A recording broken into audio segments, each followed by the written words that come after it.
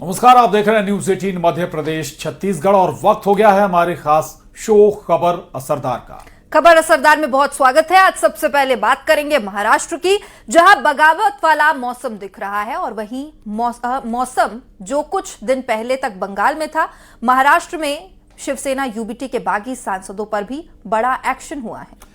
Shiv Sena UBT ने 6 बागी सांसदों को कारण बताओ नोटिस जारी कर दिया है। ये सांसद शिवसेना यूबीटी की बैठक में नहीं पहुंचे थे। सांसदों की टूट के बाद अब दावा किया जा रहा है कि 20 से 25 नगर सेवक शिंदे गुट के संपर्क में हैं।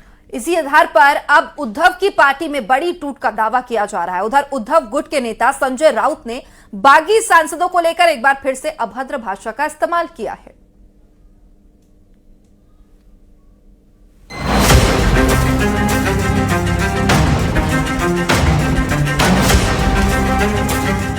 मौसम मानसून का है, लेकिन बयार बगावत की चल रही है। हिंदुस्तान की सियासी फिजाओं में गजब का सस्पेंस है। कई राजनीतिक दलों के मुखिया का चैन और सुकून सब गायब हो गया है। पहले बंगाल में भागम भाग मची और अब महाराष्ट्र में ऑपरेशन टाइगर।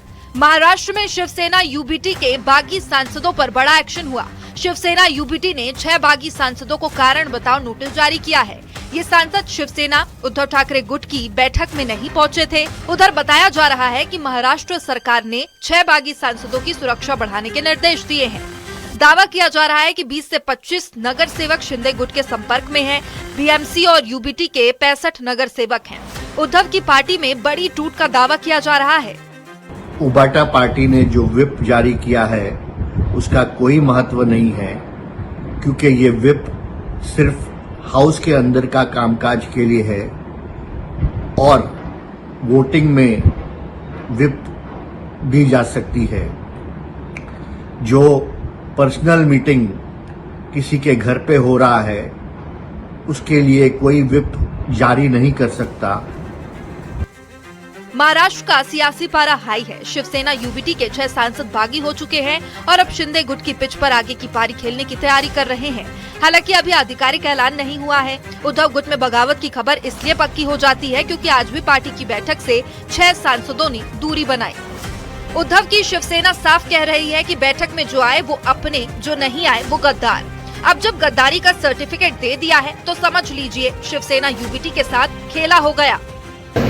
देख लेंगे जो आएंगे वो हमारे या इन लोग बेईमान गद्दार। देख लेंगे जो आएंगे वो हमारे या इन लोग बेईमान गद्दार। देख लेंगे जो आएंगे वो हमारे या इन लोग बेईमान गद्दार।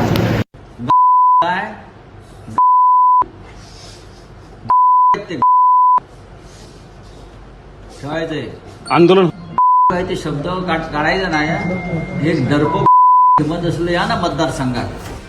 भागम भाग की शुरुआत दिल्ली से हुई, फिर बंगाल और अब महाराष्ट्र। पहले केजरीवाल के आपके 7 सांसद टूटे, फिर टीएमसी के 58 विधायक, 22 सांसद बागी हो गए।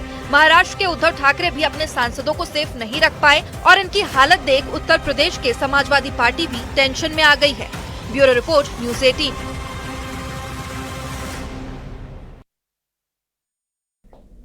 समाजवादी पार्टी में टूट की अटकलों को लेकर एसपी के नेताओं और मंत्री ओपी राजभर में वार पलटवार जारी है। सनातन पांडे और एसपी नेताओं का दावा है कि ओपी राजभर समाजवादी पार्टी में विलय करना चाहते हैं। मंत्री ओपी राजभर ने पलटवार किया है कि सनातन पांडे को खुद पर भरोसा नहीं। इससे पहले डिप्टी सीएम केशव मौर्य ने करीब 25 एसपी सांसदों के पाला बदलने की बात कही थी। वहीं अखिलेश ने भी पलटवार किया था। रिपोर्ट देखिए।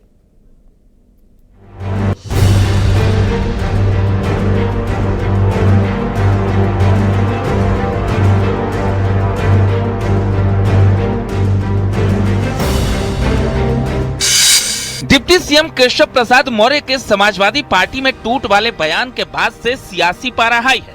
मंत्री ओपी राजभर लगातार दावा कर रहे हैं कि खनन घोटाले में नाम आने के बाद से अखिलेश गिरफ्तारी से बचने की कोशिश में लगे हैं। एसपी महासचिव रामगोपाल यादव ने अमित शाह को चिट्ठी दी है, जिसमें उन सांसदों के नाम हैं जो पाला बदलने को तैयार हैं। लोकसभा सत्र के दौरान या उससे पहले कई एसपी सांसद पाला बदल सकते हैं। राजभर बोलता है तो बहुत दम होता है, दम नहीं होता तो पूरा प्रदेश हाँफ रहा है।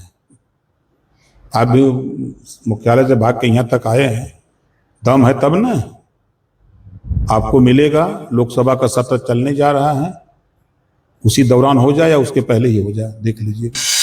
मंत्री ओपी राजभर को लेकर एसपी सांसद सनातन पांडे ने भी पलटवार किया है। उनका कहना है कि खुद एसपी अपना विलय एसपी में करने के लिए तैयार है। वो ये जानकारी कर रहे हैं कि समाजवादी पार्टी में टूट होने वाली है और आधे सांसद बागी होने वाले हैं। उनको जानकारी कहाँ से मिली? हमारे समझ से बकबक नेता है, उसको न जनता से मतलब है न अपने लोगों से मतलब है। मंत्री राजभर ने नाम लिए बगैर सनातन पांडे पर निशाना साधा कि ऐसे लोग बेइज्जत होते रहेंगे लेकिन एसपी में ही रहेंगे। वही ब्राह्मण सम्मेलन चले जाओ कन्नौज में, जुटा लो ब्राह्मण को, बोलो जो कि ब्राह्मण में कि हमारी पार्टी का भाटिया कहता है कि ब्राह्मण वेश्या के समान होता है हिम्मत बोलने की। हम गलत बोल रहे हैं तो कहिए, हम 100 को वीडियो दे दें उनका भाटी का। ये क्या बोलेंगे? ये समाजवादी पार्टी के गुलाम लोग हैं, वहां चाहे वो कुछ सुनत ना वही रही है। वहीं सियासी बयानबाजी के बीच अखिलेश भी कह रहे हैं कि समाजवादी पार्टी मजबूत है, जो डर जाएगा वो अपना दल छोड़कर चला जाएगा। डर जाएगा वो अपना दल छोड़ के चला जाएगा। अगर बीजेपी से मुकाबला करना है तो बहादुर लोगों की टीम होनी चाहिए। भारतीय जनता पार्टी जो औरों की पार्टी तोड़ रही है, औरों के सांसद छीन रही है, यूपी में उन्हीं के विधायक तैयारी में हैं पाला बदलने के लिए। और कई ऐसे लोग हैं वो समय पे ही पत्ते खोलते हैं। समाजवादी पार्टी पर ओपी राजभर के बीच ब्राह्मणों को लेकर सियासी बयानबाजी तेज हो गई है। मंत्री राजभर ने दावा किया है कि एसपी सम्मेलन में ब्राह्मणों का तिरस्कार हुआ। सपा के बागी सांसदों के गुट का नेतृत्व बागी भूमिका लाल करेगा। Bureau report, news 18।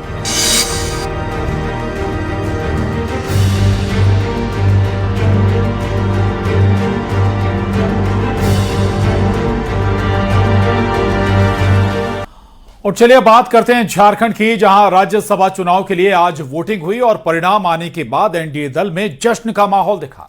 दरअसल झारखंड में हुए राज्यसभा चुनाव में कांग्रेस को बड़ा झटका लगा है। कांग्रेस के उम्मीदवार प्रणव झा चुनाव हार गए हैं और एनडीए समर्थित परिमल नथवानी ने शानदार जीत दर्ज की है। तो राज्यसभा चुनाव में कांग्रेस प्रत्याशी को हार मिली है। एनडीए समर्थित प्रत्याशी परिमल नाथवानी को मिले कुल 28 वोट और कांग्रेस उम्मीदवार को सिर्फ 19 वोट ही मिले। और इसलिए इसके अलावा राज्यसभा चुनाव में 3 वोट अमान्य भी घोषित किए गए हैं।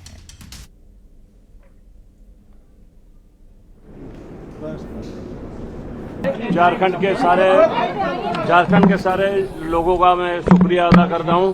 खास तौर पे हमारे जो विधानसभा के जो एमएलए थे, जो भाजपा ने मुझे अपना नॉमिनेशन करने का मौका दिया और एज ए इंडिपेंडेंट मुझे चुनाव करने के लिए जो हेल्प किया, उसके लिए मैं सबसे तहे से मैं हमारे देश के वड़ा प्रधान श्री नरेंद्र मोदी जी, श्री अमित भाई, हमारे बीजेपी के सारे यहाँ के सभी लोगों को और राष्ट्रीय नवीन जी का सबका मैं आभार मानता हूँ।